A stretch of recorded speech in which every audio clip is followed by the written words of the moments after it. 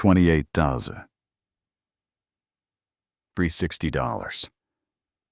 That was the number the woman in the navy suit slapped against my chest at 6:02 a.m. Not hello, not welcome to the neighborhood. Just a manila folder and a voice like a nurse reading a bad chart. Delinquent assessments from 1976. Pay in 10 days.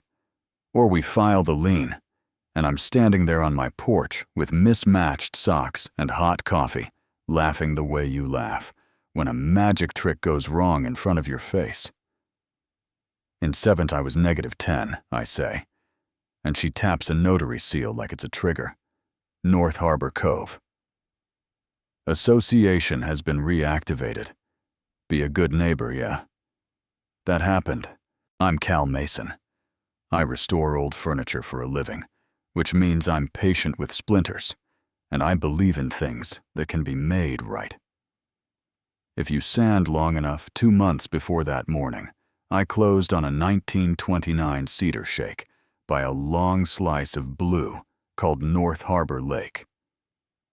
After the divorce, I promised myself 3 things: black coffee, early sun, and silence that belongs to me.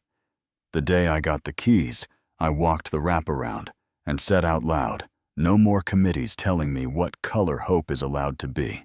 The porch visitor introduces herself. Linda Caro, President, NHCA badge. Lanyard, portable printer smile, like she sells cruise packages to people who can't swim. She spreads glossy photos of my house on my dining table, red circles around deck screws, a line under my mailbox font, like I'd committed a felony against Helvetica. A sticky note on my boat trailer, do not launch. Then the ledger climbs to the top. Base dues, 76 to 95, reinstated. With interest in 2025, 6% compounded, plus fines. I do what I do when something looks official but smells like old milk. I breathe. I take pictures. I ask for the recorded CCNRs, the reactivation notice, the vote roster, the stuff my title company swore didn't exist. She prints a bright red notice of intent to lien, like a party invite, and drops her voice. Bring a cashier's check today, and I can keep this off the record, and the coffee turns sour in my mouth. I call the closing hotline. They say no active HOA at purchase. I call a homeowner lawyer named Lydia Shaw, who talks like a clean knife. Debt validation letter. First, demand the recorded docs. Second, do not pay if it's real. It's recorded. If it's not recorded, it isn't real. I feel grown and responsible, dropping the certified letter at the post office the next morning. My gate fob dies. Trash pickup suspended. Pending compliance, someone slaps an orange, unsafe to launch tag on my boat. Like public shaming with adhesive humiliation by policy hits. Different. I try being calm. The neighbor wave changes to neighbor look away. A tow truck idles across my driveway just in case. When I ask Linda for bylaws, she says executive session confidentiality required, sign the NDA, and the NDA is a poem about polite handcuffs. Talk and pay a penalty for the privilege of being mugged. I slide it back and say, here's the truth about me. I'm not brave. I'm stubborn. Brave runs into burning buildings. Stubborn sits on the curb and says, I live here now until the fire gives up. I head to the basement to look at Knotty Pine and remember why I bought this place, and that's when I see the little metal box tucked behind a 1940s bench. Old houses talk. If you listen, the label says, for the next owner, the key is taped under the shelf. With blue painter's tape inside, are things heavier than paper. Has a right to be returned, checks stamped, no. Such entity dead association. Letterheads with red notes, not recorded anywhere in Hennepin County. A spiral notebook titled Shoreline Fix, filled with dates. Names, arrows, pointing to Caro Property Services, LLC, and scribbles like notary stamp, doesn't match county log, the previous owner. Edith Kaplan, an engineer who underlined reality for sport, did the homework I didn't know I'd need. Anger stands up straight in my spine. I take Edith's box to county records, where fluorescent lights make everyone look guilty. A clerk named Ken Ortiz pulls the actual recorded CCNR's last real document. 1987, administrative dissolution. 1996. To wake it up, you need notice of vote, a recorded amendment. He taps the paper. I'm not seeing that I do see a fee payment 6 months ago from Caro Property Services to file something that isn't here. He looks over his glasses. You didn't just buy a house.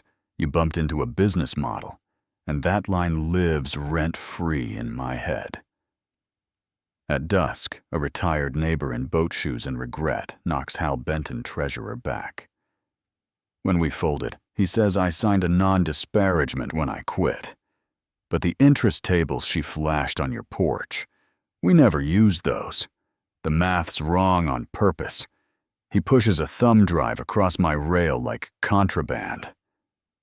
Budget drafts, actuals, things she never filed. And he's gone before the coffee cools. The next day, a text from an unknown number. Meet me at Willow Street coffee back table, bring the recording app. Signed, B. The barista nods. That's Brianna Paralegal and Brianna Caro. Linda's daughter slides into the booth in sunglasses and law student posture. I drafted letters my mom said were routine. She whispers, notary stamps don't match the county log dates, don't line up with publication windows. Signatures drift. If I help you, do I go to jail? And she is twisting a straw wrapper like it's a prayer rope. I tell her about Edith's box and Ken's files and Hal's thumb drive. Then I let silence do the heavy lifting. She finally pulls a spreadsheet that maps a 90-day collection pipeline like a recipe card. File lien by Friday. Bank flags the risk sheriff sale in 90. Buyback through an LLC, rinse and repeat. And her eyes do that far-off stare you get when your map and your morals finally fight. We loop in. Lydia. Lydia loops in. Ken. Ken loops in. His supervisor. A plan forms like a snapped chalk line. Brianna will wear a button recorder to the executive session. Ken will roll in certified copies, proving the zombie HOA has no legal pulse. Lydia will file state complaints and a press brief that translates bureaucrat into human. Tell the truth. Keep my hands in my pockets. The community center basement smells like tempera paint and old coffee. A printer squeals, a taped sign. Declares executive session. NDA required. I sign nothing.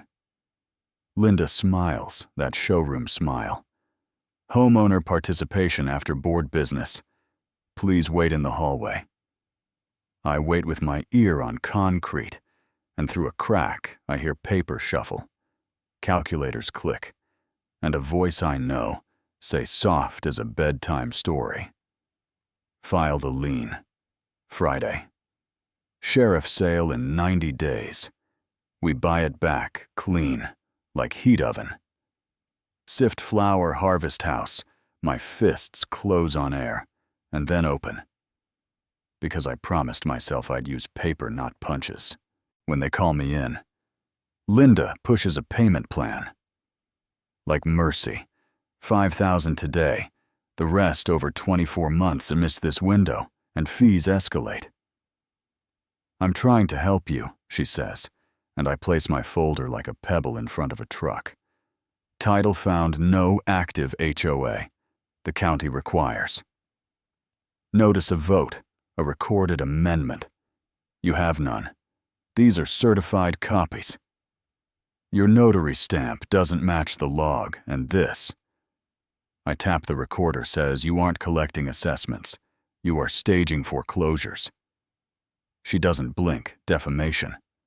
She says, security, and then Ken walks in with 2 deputy clerks and a rolling cart, and a deputy sheriff like a period. At the end of a long sentence, signatures go up on the projector side by side, the curve on the R. The downstroke pressure, the N that leans in one and slouches in the other make traces. Show association payments getting vacuumed into Caro Property Services. Then Brianna's wire plays tinny but clear. File the lien. Friday. Sheriff sale in 90 days. Buy it back clean. The room makes the sound a room makes when a secret takes a chair. A pen clatters. Someone whispers, this is a crime. Linda keeps her eyes on me. Not the screen, not the cuffs. You think this is about a house? She says. It's about keeping a neighborhood from becoming a junkyard. And I shake my head. No, it's about turning fear into rent. The deputy steps forward. Ms. Caro hands where I can see them. The cuffs click bright and ordinary. It feels less like revenge and more like bookkeeping. Winning doesn't feel like fireworks. It feels like quiet. My gate fob works again. The orange tag disappears from my boat. Like it's embarrassed. The bait shop guy says, glad you spoke up, and looks around like courage might be taxable. The headlines roll. The rumor mill. Grinds a couple 1-star reviews, hit my shop from folks who never bought so much as a nail from me. Someone reports my porch light is industrial, which honestly made me laugh. Pettiness is the sound bullies make when they lose the big tools. Brianna meets me again without sunglasses. There's sleep in her face and relief in her hands. Cooperation immunity. She says, I'm applying to law school for real, and she brings numbers that sit heavy. 12 properties in 8 years. Widows who measured life by holiday dinners. A retired teacher with a folded Navy flag. Families who paid a free bill until a stack of certified letters told them they were irresponsible. Ken shows me paperwork, doing its slow, clean work. Dissolution again. This time with words like void and restitution accounts. Frozen a victim fund filling, because Brianna kept everything, and Edith documented like a storm was coming. Lydia sits on my porch and warns me the bank's computers move like glaciers. A stray risk flag might follow me around for a while. Some neighbors will think I broke the neighborhood. Others will bring brownies. If anyone hands you another NDA, she says, tapping my rail, tell them you're allergic to acronyms. We laugh, because laughter is paperwork too. I keep returning to Edith's first line in that notebook. They will expect you to be polite, she wrote in engineer neatness. Be precise. Instead, polite is a ribbon on a gift that isn't yours to give. Precise is naming a thing, what it is in a room full of people who benefit from calling it something else.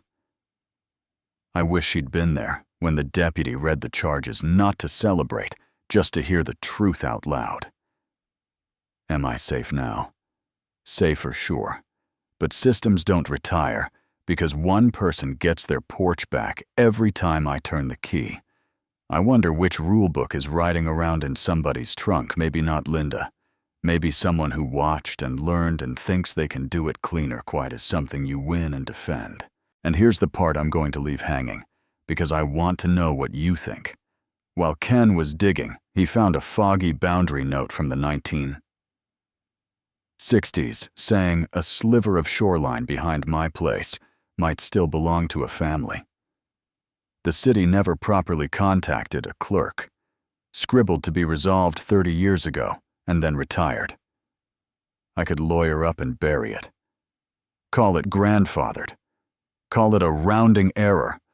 Or I could call the family and put the truth in the sun, where everyone can see which one is justice and which one is me protecting my view while telling myself a hero story.